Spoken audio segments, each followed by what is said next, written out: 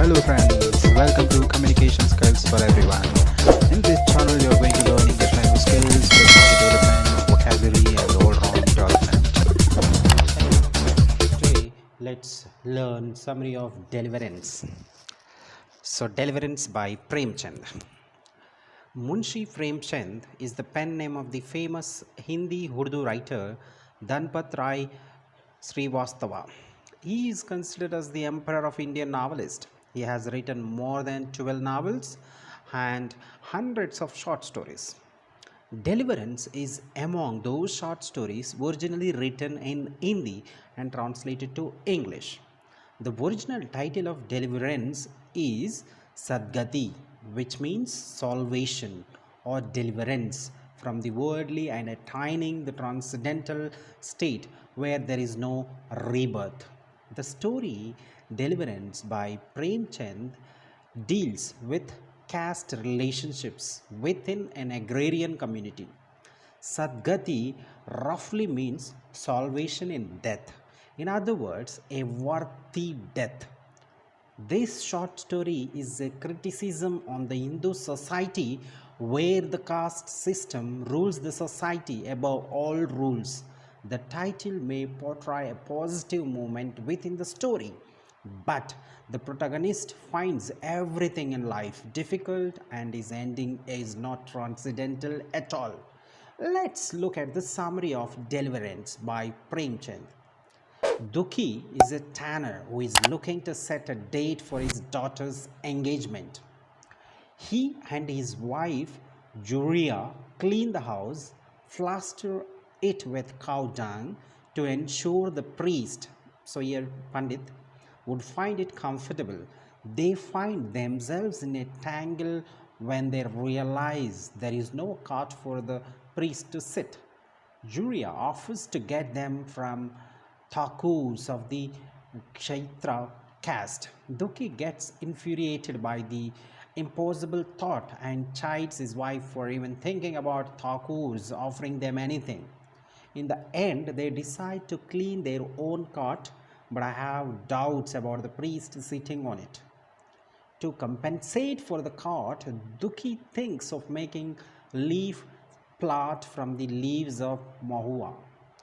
These leaves are regarded as pure. Dukhi was about to make a plate.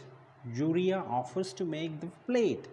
She asks him to go to the Pandit at once and reminds him about offerings presented to the priest when he visits.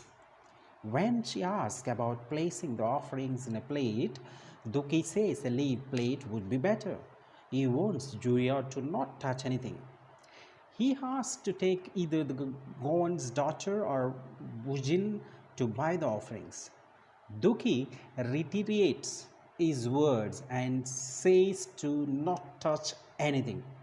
He specifies the offerings: one shear flour, half shear rice, a quarter of lentils, ghee, salt, turmeric, and 4 anna coin. Dukhi picks up a bundle of grass as a present to the priest, Pandit Jhansi Ram. He thinks highly of the priest and considers him and the Brahmin caste as people of God. Dukhi waits for the arrival of Jhansi Ram, who follows a strict time for rituals or prayers. As the priest enters outside, Dukhi immediately stands up, lays down flat on his chest, stands up and folds his hands in reverence. The priest inquires about the presence of the tanner. The tanner explains why he had to visit, and the priest says he would come by the evening to fix a date for engagement. Dukhi asks about placing the grass bundle. Pandit says to keep it near the cow and gives him errands till evening. John Siram asks Dukhi to sweep the door, plaster the sitting room, bring 4 sacks of straw from a field, and chop wooden log. So Dukhi's here hard work we can see. He immediately resorts to work and completes sweeping and plastering. It was already noon, and Duki, who ate nothing since morning, was hungry. However, he could not go to his home as his absence would madden the priest. So he starts walking again and attempts to chop the log. The log, having a thick knot, refuses to break despite severe effort by Duki. He becomes annoyed. Sweat drenches his body. Axe would slip and his breath would go out of grasp, yet the log does not part. Doki feels that having tobacco would regain strength. He asks Gond for tobacco and attempts to obtain fire from the house of the Pandit. Without thinking of the consequences, he rushes into the house of Jhansi Ram and asks for fire. The priest's wife gets furious with the presence of a tanner in the house. Duki realizes his mistake. How can a charmer, your tanner, enters a Brahmin's house? After chiding and cursing, priest's wife throws burning wood near Duki. He sincerely apologizes for his unholy act. A splinter from the burning wood falls on his head and he shakes it off. Duki feels that it was the punishment he deserves for entering a Brahmin's house. His respect towards Brahmins increases with this act of God. After a while, the priest's wife observes that Duki is working hard to pierce the log. She asks her husband about giving any food. He says that he would eat rotis made out of a shear of flour. Astonished, she doesn't want to give Duki any food. So, death of Duki. So, despite his anger, Duki starts to axe the log. He does not break. Eventually, Chikuri, friend from the god's caste, comes to the house and he offers help. However, he too cannot break the wood and explains about the knot. Chikuri inquires about food. Duki says he cannot digest the food of Brahmins. Chikuri is upset with the fact that he is working hard and has not given any food. Duki calms him down as he is afraid Jhansi Ram might overhear their conversation. Chikuri leaves and Duki goes to bring the sacks of straw as he was unable to break the wood. He brings the sacks in two sacks at a time, and falls asleep tired. Pandit wakes up to find Duki sleeping near the straw and the wood uncut.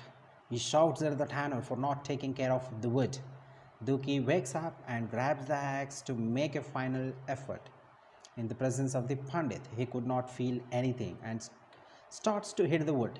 The tanner was afraid that if the priest is angered, he might set an inauspicious day for engagement.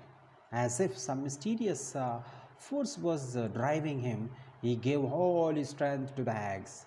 For half an hour, he repeatedly struck the wood. He felt the words of Brahmin were giving him power. Finally, the knot breaks and the axe falls from the hands of Duki. Duki too falls down out exhaustion and becomes unconscious. Pandit Jhansi Ram attempts to wake him up through voice, but the tanner remains unmoved. Not intending to trouble the tanner, Pandit goes back into the house to get dressed to go to the tanner's house. Even after coming back ready, Duki still lies unconscious. He observes that the tanner's body has gone stiff and tells his wife that he might be dead.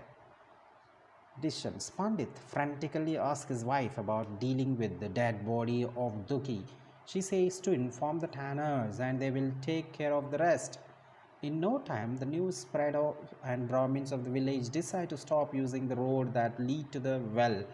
This road is connected to the Pandit's house and they feel that it is a sin to witness the dead body of a tanner. The gone friend Chikuri warns the tanner caste to not touch the body of Duki. He emphasizes that Duki has been killed by the Brahmin and it is a police matter now. Jhansi Ram attempts to pursue the tanners to lift the body. No one dares to touch Duki. However, Duki's wife and daughter approach the Pandit's house to cry and mourn over the death. They keep crying till midnight and the Pandit's family find it difficult to sleep. But a Brahmin cannot touch the corpse of a tanner. It is against the laws laid in holy text. Irritated by the helplessness of the situation, Jhansi Ram curses the woman outside in front of his wife. He calls them she devils and vampires. The priest's wife tells that having a tanner's dead body in the house is not good. Duki's body began to stink in the morning. As no tanner came to take the corpse, John Seram decides to remove the body. Early morning, he makes a loop to tie around the feet so that he need not touch the corpse. After careful tightening the loop, he drags the corpse out of the village into the fields. Pandit returns home, takes a bath, recites prayer, and sprinkles Ganga's water in the house for purification. Meanwhile, Duki, who had great reverence towards Brahmins, gets eaten by wild animals and birds. So, Deliverance by Premchand is a direct criticism on the caste system in India. Once a very noble system degraded because of human greed and politics. The result is bifurcation of people based on greatness and position in the society. Duki, who absolutely worships the Brahmins and fears them, finds death in a Brahmin's house, whereas the people he worships treat him like a person who committed sin. Pandit John Ram lives for his life as a prideful Brahmin and doesn't fitter even with the death of Duki. He neither touches the body nor feels sad for someone who is dedicated to serve. Priest's wife is the same, and so are other Brahmins in the village. Chikuri, an archetype of socially aware individual, attempts to put the Brahmin family under trouble through police. He hopes to help the tanner, but nothing works. He is as stuck in the vicious web of the caste system as others. The title Sadgati or Deliverance is justified as Duki gets salvation from the notorious caste system. His life as a tanner was equivalent to being a prisoner. He had to beg even for fire, and he will be cursed at for such a trivial matter. In the end, one feels happy for Duki, for he obtained deliverance from the worldly struggles. However, many questions are unanswered and left for the imagination of the reader. Will the Brahman family be punished? What will happen to the wife and daughter of Duki? Will there be an investigation from the police? Can Chukiri avenge the death of his friend? Will the village transform into an ideal one after the death of the tanner? There are many such questions that arise at the end. For all this, the answer would be no. Nothing goes beyond the caste system, and everything will go as routine. Thank you for watching. Subscribe Communication Skills for Everyone.